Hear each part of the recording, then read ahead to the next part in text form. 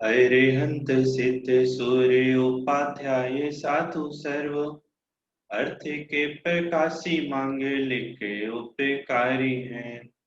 तिन्हीं को स्वरूप जान रागते भाई जो भक्ति काय को न माए ये स्तुति को उचारी हैं। धन्य धन्य तुम ही सो काज सब आज भय करी जोरी बारंबार वंदे न हमारी है। मंगल कल्याण सुख ऐसो हमें चाहत है। ओ मेरी ऐसी दशा जैसी तुम धारी है। ओ मेरी ऐसी दशा जैसी तुम धारी है। बालबोध पाठमाला भाग 2 के आधार से हमारी यह क्लास चल रही है। पिछली 2 क्लासों में देव स्तुति पर हमारी चर्चा हुई।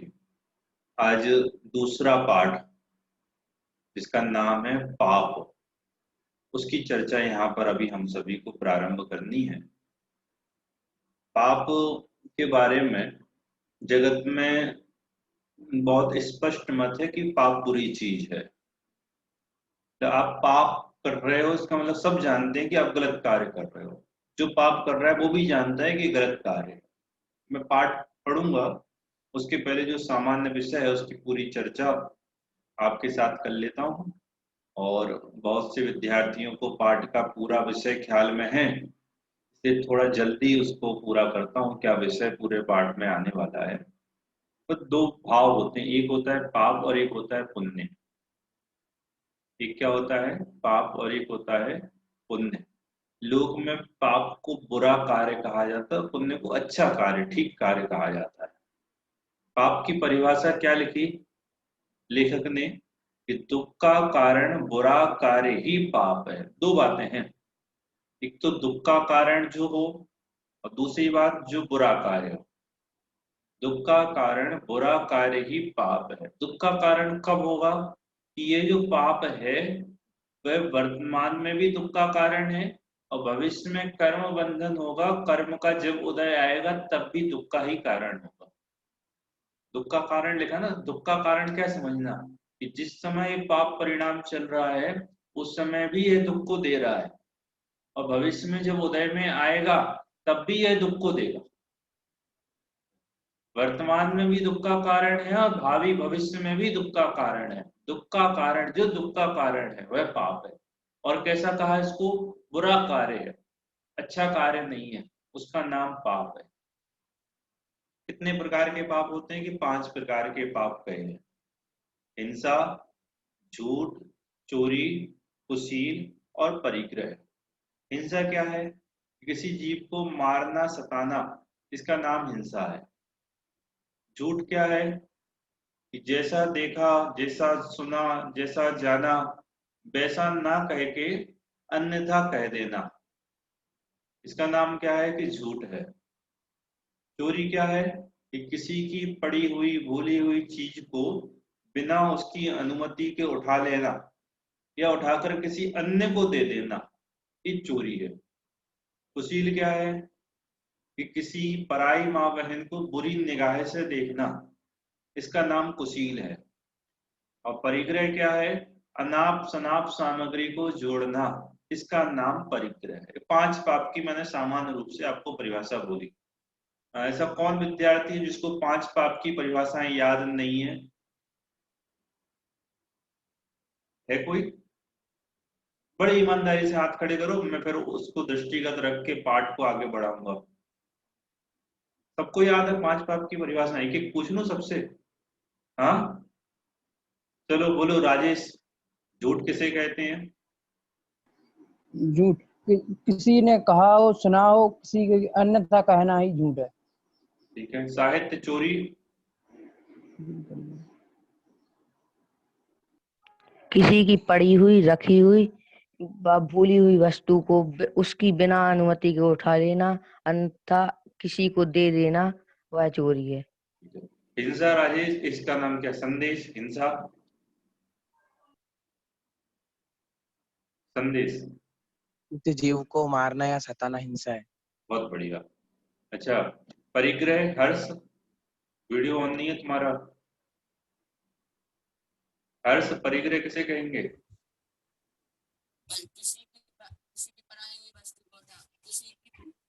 आवाज नहीं आ रही तुम्हारी। अमन, अमन बोलो। परिग्रह कहेंगे अनाप शनाप रुपया पैसा जोड़ के रखना, उसे परिग्रह कहते हैं। चल ठीक है। आप सभी को 5 पापों की परिभाषाएं पता है, ठीक है। अभी तक हमने 2 बातें देखी। दुख का कारण बुरा कार्य ही पाप है। ये जो पाप हैं वह अच्छे कार्य नहीं है, बुरे कार्य हैं। और कैसे हैं कि अभी वर्तमान में भी दुख के कारण है, और भविष्य में भी जब इनका उदय आएगा तो भी वहां पर दुख मिलने वाला है।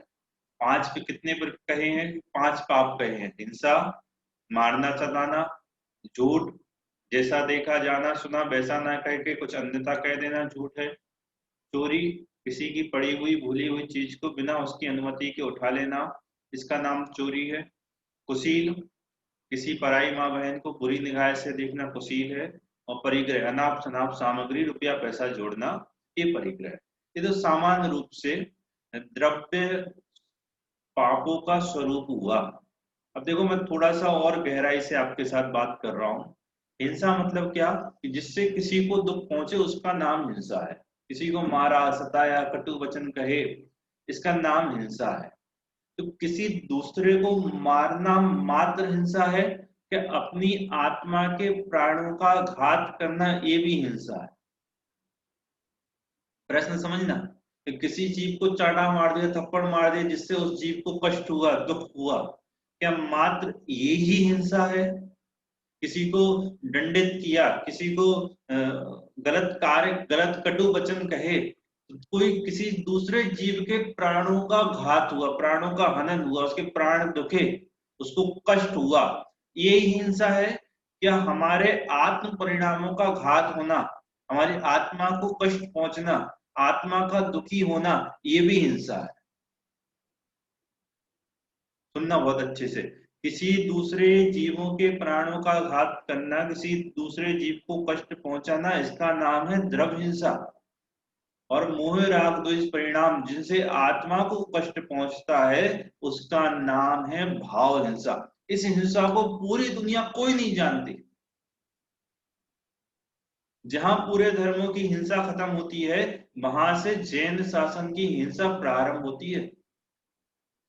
हम दूसरों के प्राणों की रक्षा की तो प्रयास करते हैं, हम दूसरों का तो ध्यान रखते हैं कि भाई वो दुखी ना हो, वो दुखी ना हो, लेकिन हमारी आत्मा दुखी होती है, इस और किसी का ध्यान नहीं है। तो अपने आत्म प्राणों का घात होना, उसका नाम है भाव हिंसा। जिन परिणामों से हमारी आत्मा को कष्ट पहुंचता है, दुखी होती है, उसका घात होता है, उसको कहते हैं भाव हिंसा। वो क्या है? कि मोह राग द्वेष के परिणाम, क्रोध मान माया लोभ के परिणाम, किसी को कष्ट पहुंचाने के परिणाम, हाँ, किसी को भला चाहने के परिणाम, किसी का बुरा चाहने के परिणाम, इन परिणामों से हमारी आत्मा को कष्ट पहुंचता है, इसका नाम है भाव हिंसा। क्या हम सभी द्रव्य हिंसा को टालने का प्रयास तो करते हैं, लेकिन कोई भी जीव भाव हिंसा को टालने का प्रयास करता हुआ दिखाई तक नहीं देता बच्चों। कोई एकमात्र जीव भी, संसारी की बात करूं, सामान्य जीवों की एक संख्या में तुलनात्मक बात कह रहा हूं, बोलो। हम अपने प्राणों का घात करते, कौन मानने को तैयार है? कि कोई मानने को तैयार नहीं। और पढ़ते सब हैं, यो भाव विक्रम या भाव विमरण, सदियों से करता आया हूं। ये भाव मरण क्या है? हर समय आत्मा को मारता है, हर समय। हम सब आत्महत्यारे हैं। कौन से हत्यारे हैं? आत्महत्यारे। आत्महत्यारे जानते हो? कि अपनी हत्या करने वाले, उसको कहते हैं आत्महत्यारा। कि हम अपने आत्मा के हत्यारे, अपने स्वरूप की हत्या करते हैं, हम अपनी आत्मा को दुखी करते हैं। किससे होती है आत्मा दुखी? कि मोह राग द्वेष, आत्मा में मोह राग द्वेष परिणामों की उत्पत्ति ही भाव हिंसा है।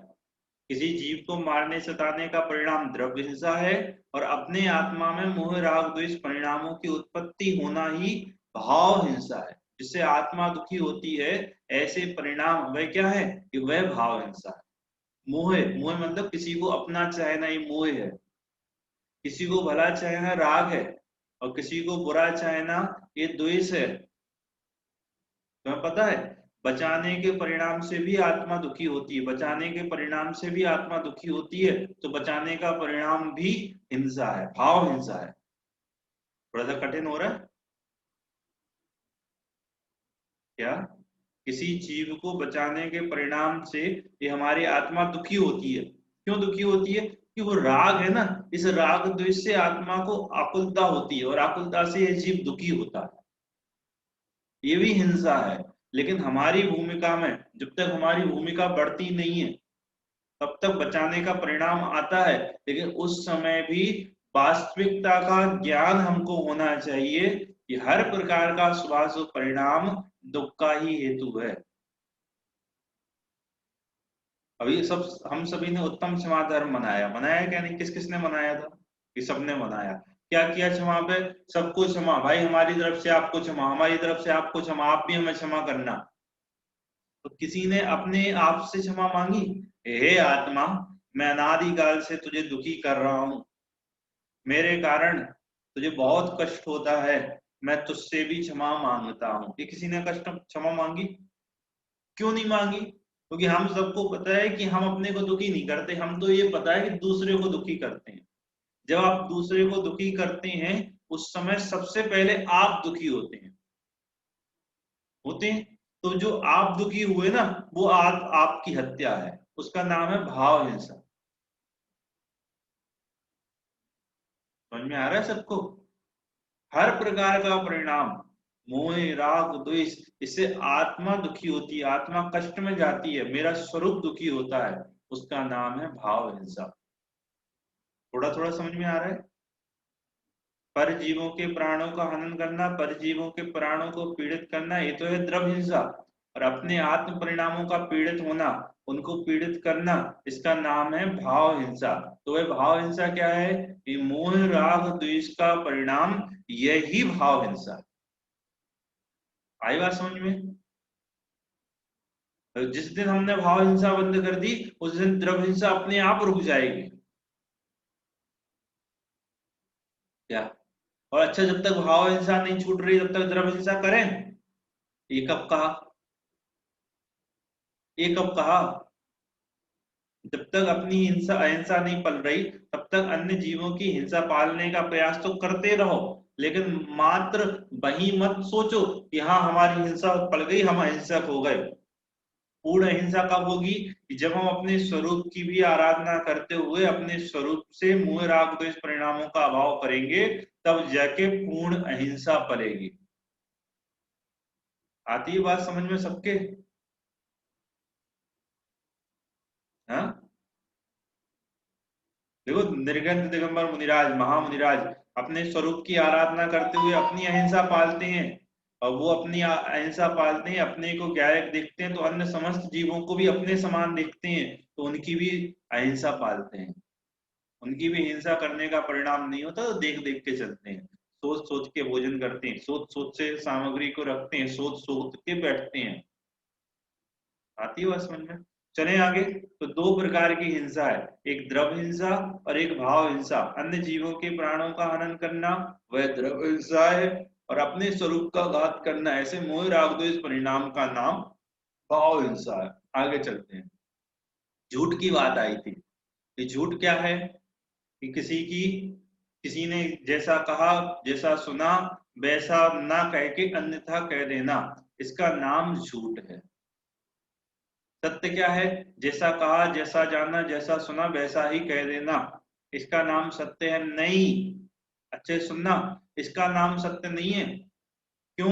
क्योंकि जैसा कहा, यदि आपने गलत कहा, किसी ने आपसे गलत कहा, आपने गलत सुना, आपने गलत सुना, गलत जाना, और आपने जाके गलत ही कह दिया।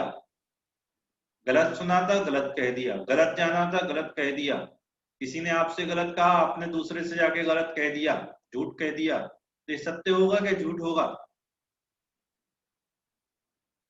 क्यों साहित्य? मैंने आपसे कहा 5 पंचे 45, और आपने राजेश को जाके बोल दिया 5 पंचे 45, ये झूठ है क्या सत्य है? बोलो बोलो बोलो, साहित्य है, झूठ है। ये झूठ है। इसका मतलब क्या है? सत्य बोलने से पहले सत्य जानना आवश्यक है। क्या कहा मैंने? सत्य बोलने से पहले सत्य जानना आवश्यक है। किसी ने कहा हिंसा में धर्म है, तो क्या हिंसा में धर्म हो जाएगा? नहीं। आप जानो समझो, हिंसा पाप है, हिंसा में धर्म नहीं होता। किसी ने कहा राग में धर्म है, तो पहले जानो ये राग पाप है, राग में धर्म नहीं होता।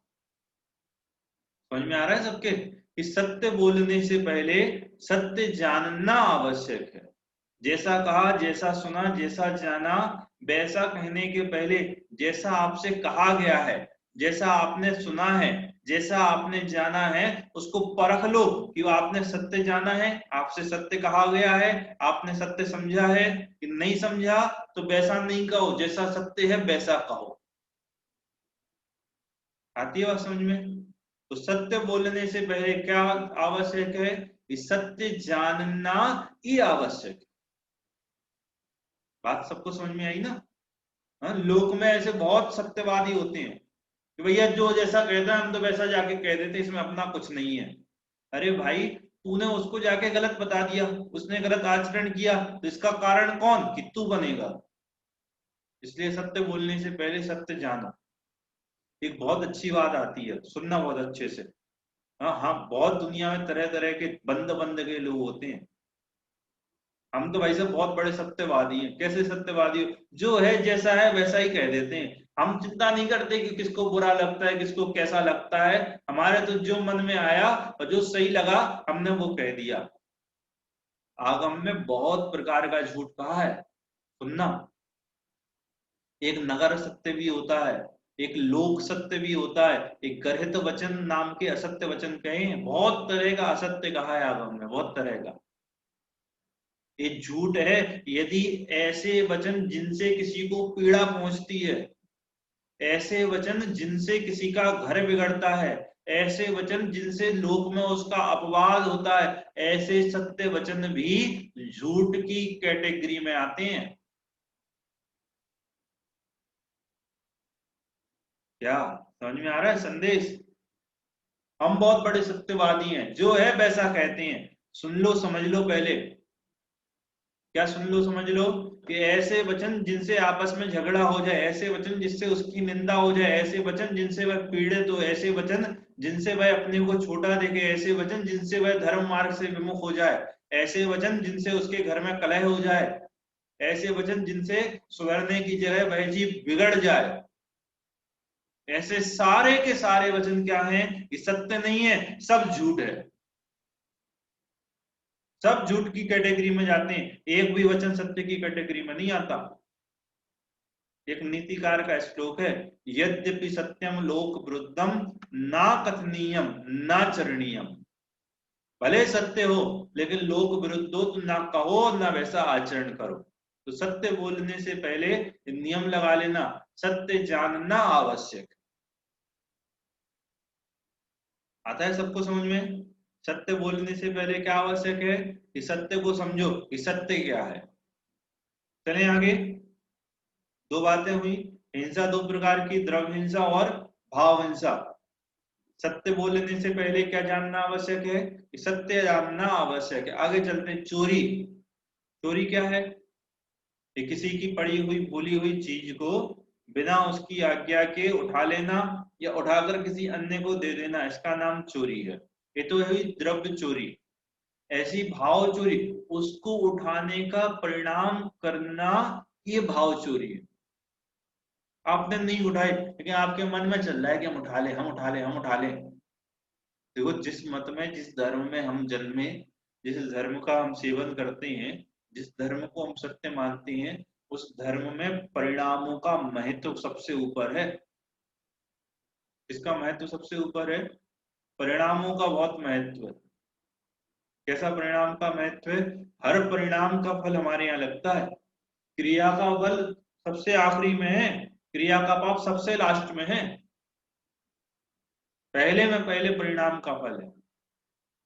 क्या क्रिया नहीं हो लेकिन परिणाम बिगड़ रहे हैं तो आपको फल लगेगा, आपको बंद होगा। कोई कमजोर व्यक्ति है लेकिन वो किसी का बुरा नहीं कर सकता, लेकिन निरंतर बुरा करने का परिणाम करता है तो उसको पाप लगेगा। चोरी करना चाह रहा है लेकिन चोरी नहीं कर पा रहा, भाई साहब चोरी का पाप लगेगा। अभक्ष्य सेवन करना चाहता है लेकिन नहीं कर पा रहा, उसको पाप लगेगा। तो फिर क्या करे, चोरी कर ले, हिंसा कर दे, अभक्ष्य सेवन कर ले। जब बिना करेगा पाप लग रहा है तो फिर कर ही ले। अरे फिर बिगड़ने के मार्ग पर चले गए। जब तुम्हें सोचने मात्र से पाप लग रहा है गलत, परिणाम बिगाड़ने मात्र से पाप लग रहा है, तो सोचो क्रिया करने से कितना अधिक पाप लगेगा। पाप पाप कहें, मैं बहुत गहराई में नहीं जा रहा इनके। ये हिंसा दूसरे को बाद में कष्ट पहुंचाती, पहले स्वयं को कष्ट पहुंचाती है। ये झूठ दूसरे को बाद में ठगते हैं, सबसे पहले तुमको ठगते हैं कर्म बंद करके। चोरी, चोरी से जो सामग्री मिलती है वो चोरी मोरी से नहीं मिलती। तुम्हारे पुण्य के उदय हो तो भाई सामग्री प्राप्ति होती है, और तुमने पाप से कमाई तो पाप बांध लिया। तो चोरी करने का परिणाम भी क्या है कि पाप है। बात समझ में आई सबके? आगे चलते हैं। कुशील, द्रव्य चोरी और भाव चोरी हुई। आगे कुशील, पराई माँ बहन को बुरी निगाह से देखना, बुरे विचारों से देखना, इसका नाम कुशील है। बुरी निगाह मतलब विषय वासना, विषय भाव, विषय वासना के परिणाम से देखना। देखो कितना पाप ये जीव करता है, व्यर्थ का पाप। देखेगा परिणाम बिगाड़ेगा, मिलेगा क्या कि कुछ नहीं। हाँ? पाप पाप पाप पाप करके नरक निगोदों को बांधेगा। लोक में भी कुशील सेवन को, लोक में भी बुरी निगाह वाले को निम्न जाना जाता है, निम्न माना जाता है। उसके साथ उठने बैठने की भी मनाही है। क्या सबसे बड़ा कुशील। आगे चलो, कुशील मतलब किसी पराई माँ बहन को बुरी निगाह, बुरी निगाह मतलब विषय वासना से देखना। अपन तो प्रतिज्ञा ले लो कि लोक में जितनी माँ स्त्रियां हैं सब हमारी माँ बहन और बेटी के समान है, आपकी माँ और बहन के समान। चलो आगे। परिग्रह, परिग्रह क्या कहा? सामग्री को जोड़ना, आवश्यकता से अधिक सामग्री को जोड़ना। जरूरत है एक कुर्ते की, खरीदेगा 25, जरूरत है एक मकान की, जोड़ेगा 50। ये परिग्रह है। ये क्या है? ये परिग्रह, परिग्रह पाप है। और सुनो, जोड़ेगा तो ठीक, जोड़ने का परिणाम भी पाप है। जोड़ने का परिणाम भी क्या है? तो पाप है। हाँ? हम कितनी आकांक्षा है। बोलो मैं भी आप सभी से कहूं कि आप सभी सीमित मर्यादा बांध लो परिग्रह की। कितनी मर्यादा बांध सकते हो बोलो? आवश्यकता के अनुसार मर्यादा बांध के बताओगे? आप में से कितने लोग तैयार हैं कि पूरे जीवन भर 1 करोड़ से अधिक रुपया नहीं कमाएंगे? कौन कौन तैयार है भाई? 1 करोड़ से अधिक होगा उस दिन ही छोड़ देंगे। मन मन से सोच के बताओ, क्या लगता है मन में? ऐसे कैसे छोड़ देंगे, आएगा तो रख लेंगे। 4 मकान से 5वां मकान नहीं लेंगे। वो कितनी जानते हैं कि हमारे 4 से 5 होने वाले नहीं है, इस काल में बहुत रेट है मकानों की। 20 किलो से अधिक सोना, बहुत से जानते हैं कि 20 किलो से अधिक सोना नहीं आएगा, लेकिन वो परिग्रह की लालसा, वो तृष्णा, वो कितना है, तो अथाय है। इसलिए हम क्या नहीं कर पाते कि उसमें सीमा मर्यादा भी नहीं मान। यहां तो कह रहे हैं आवश्यकता से अधिक, जितनी आवश्यकता होवे उतनी सामग्री जोड़े। और वास्तव में तो सामग्री मात्र परिग्रह है। निर्ग्रंथ दिगंबर मुनिराज के परिग्रह के नाम पे क्या नहीं होता, एक वस्त्र का टुकड़ा तक नहीं होता। सिर्फ 2 चीजें होती, पिछी और कमंडल। वो भी क्यों? कि पिछी अहिंसा के साधन के रूप में, कमंडल पवित्रता के साधन के रूप में। उसके अलावा वस्त्र का तिनका भी यदि उनके साथ हो तो वो मुनिराज नहीं कहलाते। तो मुनिराज आदर्श है। आवश्यकता से अधिक सामग्री को जोड़ना, उसका नाम क्या है? ये परिग्रह है। और जोड़ने का परिणाम करना, ये परिणाम भी क्या है? ये परिग्रह है। मूर्छा परिग्रह, मोह राग द्वेष क्रोध मान माया लोभ, ये परिग्रह है। आगम में 24 प्रकार का परिग्रह कहा, 14 अंतरंग परिग्रह और 10 बहिरंग परिग्रह। कितने प्रकार का परिग्रह है बच्चों? 14 प्रकार का। अंतरंग परिग्रह कितने प्रकार का? 14 प्रकार का। और बहिरंग परिग्रह कितने प्रकार का? कि 10 प्रकार का। पहला परिग्रह का मिथ्यात्व, उल्टी मान्यता, विपरीत मान्यता, उसका नाम परिग्रह है। दूसरे, उसके बाद 4 कसायों के नाम आए, क्रोध मान माया लोभ, ये परिग्रह है। 4 और 1 5 हो गए। फिर 9 कसाय, हास्य, रति अरति, शोक भय जुगुप्सा, स्त्री वेद पुरुष वेद और नपुंसक वेद। 9 और 4 13 और 1 15, सॉरी 13 और 1 14। तो मिथ्यात्व 4 कसाय और 9 कसाय, ये 14 प्रकार का अंतरंग परिग्रह कहा। बाह्य सामग्री का तो बाद में नाम है, पहले मिथ्यात्व परिग्रह है। इस मिथ्यात्व परिग्रह के कारण ही अन्य सामग्री को जोड़ने का परिणाम होता है। समझ में आया?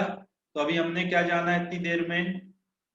पाप किसे कहते हैं, पाप कितने प्रकार के होते हैं, द्रव्य हिंसा, भाव हिंसा, सत्य बोलने से पहले सत्य जानना आवश्यक है, द्रव्य चोरी और भाव चोरी, हाँ, उसके बाद कुशील, और उसके बाद परिग्रह, सामग्री को जोड़ना और सामग्री को जोड़ने का परिणाम करना, ये भी परिग्रह है। ये 5-6 बातें अभी हमने इतनी देर से यहाँ पर जानी है।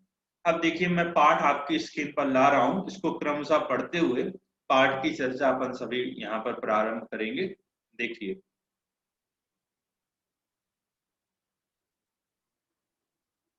हाँ जी, पुत्र वाला संवाद राजेश पढ़ेगा और पिता वाला संवाद अमन पढ़ेगा। चलिए प्रारंभ कीजिए। जहां मैं रुकने के लिए कहूँ वहां रुकना, एक एक संवाद के बाद थोड़ी देर जरूर रुकना। पिताजी, लोग कहते हैं कि लोभ पाप का बाप है, तो यह लोभ सबसे बड़ा पाप होता होगा? नहीं बेटा, सबसे बड़ा पाप तो मिथ्यात्व ही है, जिसके बस होकर जीव घोर पाप करता है। एक बात बहुत सुन के रखी है हम सभी ने, क्या सुन के रखी है? लोभ पाप का बाप है। सबने सुना ना? पाप का बाप क्या है? ये लोभ है। क्यों लोभ पाप का बाप है? लोभ पाप का बाप क्यों है? क्योंकि लोभ के कारण यह जीव 5 पाप करता है। लेकिन यहाँ कह रहे हैं नहीं बेटा, सबसे बड़ा पाप तो क्या है? ये मिथ्यात्व है। 5 पापों में कहीं नाम है लोभ का? क्रोध, हिंसा, झूठ, चोरी, कुशील, परिग्रह और लोभ, 6 हो जाएंगे। 5 पाप में कहीं लोभ का नाम नहीं आया, ना कहीं मिथ्यात्व का नाम आया। तो लोभ पाप का बाप क्यों हो गया? इसलिए लोभ पाप का बाप हो गया क्योंकि लोभ के कारण ये जीव पाप करता है। वैसे ही मिथ्यात्व लोभ से भी बड़ा पाप है। ये जीव हिंसा करता है, झूठ कर बोलता है, चोरी करता है, कुशील करता है, परिग्रह करता है, सबके मूल में मिथ्यात्व है। हिंसा कब करता है? जब इस जीव को ये लगता है कि किसी ने मेरा बुरा किया। झूठ कब बोलता है? जब ये लगता है कि झूठ बोलने से मेरे कुछ कार्य की सिद्धि होगी। चोरी कब करता है? जब ये लगता है कि इस सामग्री से मेरा भला होगा। कुशील कब करता है? जब ये मानता है कि मुझे इस स्त्री से कुछ सुख की प्राप्ति होगी। परिग्रह कब जोड़ता है? जब लगता है कि परिग्रह सुख देता है। ना हिंसा किसी जीव से इसका बुरा होता है, ना झूठ से भला होगा, ना चोरी से आनंद मिलेगा, ना कुशील से आनंद मिलेगा, ना परिग्रह से सुख मिलेगा। लेकिन इसने उल्टी मान्यता से वहां पे सुख दुख की कल्पना की, इसलिए 5 पाप किए। जल्दी तो नहीं बोल दिया मैंने? क्यों? हर्ष, राजेश, अरिहंत, अभी, संदेश, ऋतिक, जल्दी तो नहीं भैया? समझ में आया? हाँ भैया। ऐसी मूड नहीं लाना, ओ भैंसों वाली, गाय वाली, समझदार वाली लाना। हाँ, समझ में आया। ऋतिक, समझ में आ रहा है तुम्हें? हाँ भैया। चलिए, बड़े ईमानदारी से पूरा पूरा पाठ पढ़ना और इसको तैयार भी करना सभी विद्यार्थी। हाँ भैया। पुत्र कहता है पिताजी, पढ़ के आया बच्चा? पिताजी लोग कहते हैं कि लोभ पाप का बाप है, तो ये लोभ सबसे बड़ा पाप होता होगा?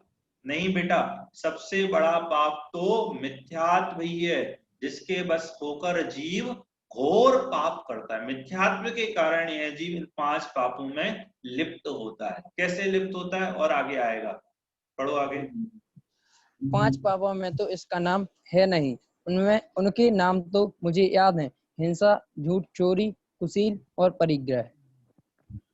ठीक है बेटा, पर लोभ का नाम भी तो पापों में नहीं है, किंतु उसके बस होकर लोग पाप करते हैं, इसीलिए तो उसे पाप का बाप कहा जाता है। उसी प्रकार मिथ्यात्व तो ऐसा भयंकर पाप है जिसके छूटे बिना संसार भ्रमण छूटता ही नहीं। हाँ, ऐसा क्यों? पापों में लोभ का नाम नहीं आया, लेकिन उसको पाप का बाप कहा।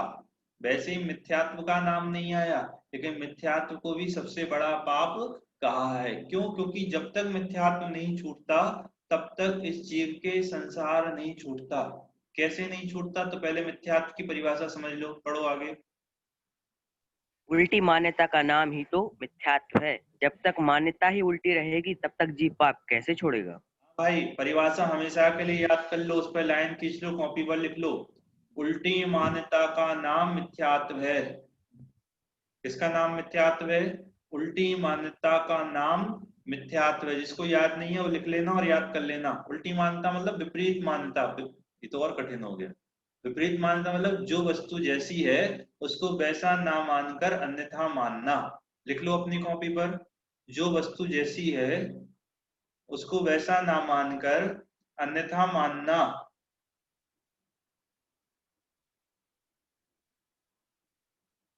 जो वस्तु जैसी है उसको वैसा ना मानकर अन्यथा मानना, विपरीत मानना, उल्टा मानना ही मिथ्यात्व है।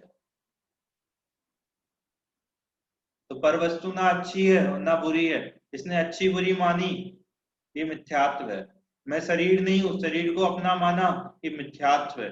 मैं ज्ञायक हूं, मेरा काम जानना है, उस ज्ञायक को जानने वाला नहीं मानना, ये मिथ्यात्व है।